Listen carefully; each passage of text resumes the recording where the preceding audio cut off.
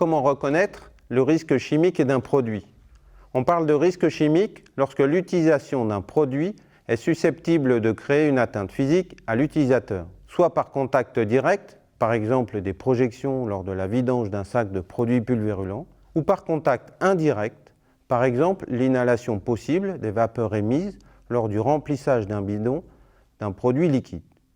Pour informer l'utilisateur des risques d'un produit lié à son utilisation, un étiquetage spécifique et visible figure sur l'emballage. Cet étiquetage est composé d'un dessin, appelé pictogramme, positionné dans un losange blanc entouré d'un liseré rouge.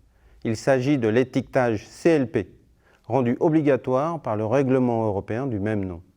Dans un silo, nous utilisons fréquemment des produits chimiques tels que les bombes d'aérosol pour lubrifier les pièces métalliques ou les produits de traitement contre les insectes. Pour chaque usage, il est indispensable de respecter les modes d'emploi. Quel document m'indique les risques d'un produit identifié comme dangereux? Tout fournisseur de substances dangereuses a l'obligation de fournir à ses clients un document de référence dans lequel toutes les informations sur les risques d'un produit sont consignées. Il s'agit de la fiche de données de sécurité ou FDS. Cette FDS est identique pour chaque substance et comporte 16 chapitres. On pourra notamment y retrouver les informations suivantes.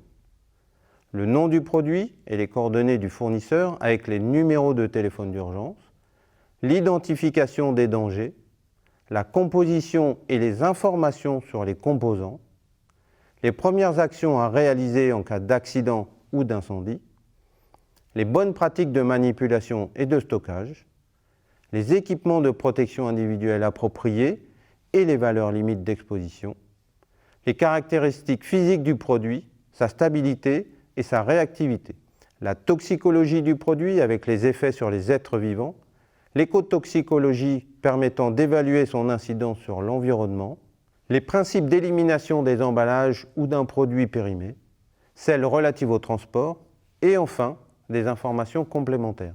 Ce document permet de définir les consignes d'utilisation en faisant apparaître les moyens de prévention et de protection. La FDS est utile en cas d'accident pour connaître les premiers gestes d'urgence et pourra être transmise au service de secours.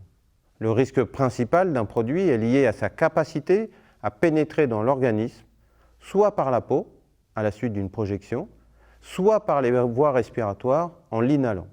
Pour éviter toute atteinte, l'utilisateur doit se protéger en portant des équipements résistants à l'agressivité du produit.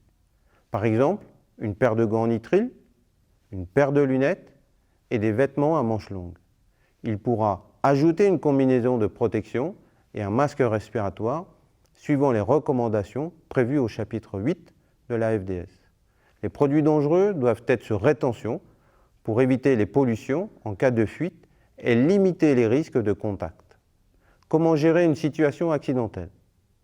Dans le cas où un utilisateur reçoit des projections ou inhale, voire ingère du produit, il faut immédiatement appeler les services de secours en indiquant le nom du produit et son étiquetage. Les premiers gestes d'urgence pourront être pratiqués en s'appuyant sur les recommandations de la FDS.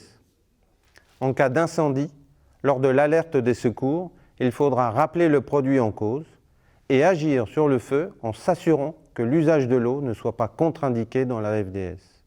En effet, certains produits peuvent violemment réagir au contact de l'eau, ce qui pourrait aggraver la situation. En cas de pollution, l'utilisation d'un absorbant permettra de limiter l'écoulement. L'utilisateur devra bien entendu s'équiper des EPI appropriés pour cette manipulation.